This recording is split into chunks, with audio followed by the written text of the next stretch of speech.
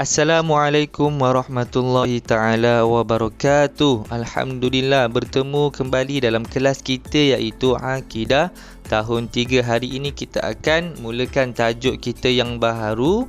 Kita dah habis belajar tajuk sifat-sifat mustahil dan sifat wajib. Dan hari ini tajuk kita tajuk yang lain, tajuk yang baharu ialah Islam, Sains dan Haiwan. Kita akan belajar isi-isi penting Islam, Sains dan Haiwan.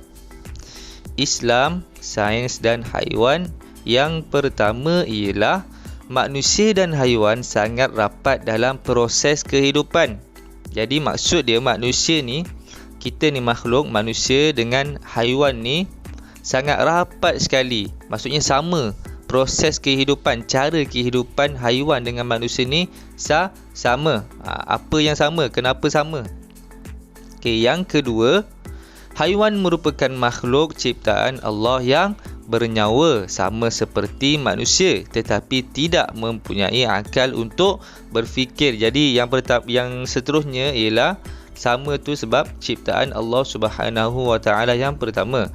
Yang kedua, dia sama juga macam manusia dan ada beza dia dekat akal fikiran dia. Manusia ni ada otak dan ada akal untuk berfikir. Jadi haiwan-haiwan ciptaan Allah Subhanahu Wa Taala ni tidak ada akal. Mereka cuma ada otak tetapi tidak ada akal untuk berfikir. Jadi itu ada perbezaan dia. Seterusnya yang ketiga, haiwan di darat bernyawa menggunakan rongga hidung dan mulut, manakala haiwan di air bernyawa menggunakan insang bagi mendapatkan oksigen. Jadi haiwan di darat yang bernyawa ni dia sama macam kita, dia menggunakan rongga hidung dan mulut. Contoh haiwan di darat, contoh burung, kucing, ular, harimau, beruang dan sebagainya. Dan manakala haiwan di air bernyawa menggunakan insang bagi mendapatkan oksigen. Haiwan di air tak lain tak bukan mestilah ikan, dan ada pelbagai jenis ikan. Seterusnya, yang keempat, kelompok haiwan dikenali melalui habitat dan cara pemakanan. Ada haiwan makan daging sahaja atau tumbuhan sahaja, dan ada haiwan yang makan kedua-duanya sekali. Maksudnya haiwan ni dia ada kelompok-kelompok dia masing-masing dan dia ada cara ataupun habitat dia. Contoh dari segi pemakanan. Dari segi pemakanan, ada haiwan yang dia cuma makan daging sahaja. Dia tak makan tumbuh-tumbuhan. Haiwan yang makan daging sahaja contohnya yang paling senang ialah harimau. Harimau, beruang. Harimau dengan beruang ni habitat dia kena makan daging sahaja. Dan haiwan yang makan tumbuh-tumbuhan ialah contoh burung-burung.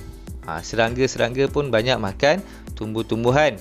Dan juga yang paling senang kita tengok ialah burung-burung lah. Burung-burung, panda. Arnab pun makan tumbuh-tumbuhan.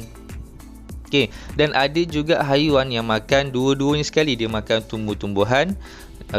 Dia boleh makan daging. Contoh dia macam monyet. Monyet dia makan tumbuh-tumbuhan. Dia makan je macam-macam monyet makan.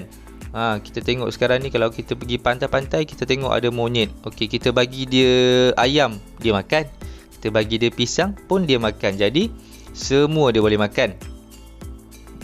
Jadi hari ini ialah Islam, Sains dan Haiwan. Jadi kerja dia, Ustaz minta semua tulis isi-isi penting yang Ustaz telah berikan dalam video ini. Jadi itu sahaja untuk kelas kita hari ini. Kita akan teruskan tajuk dan kelas kita yang lain dalam kelas-kelas hari-hari yang lain.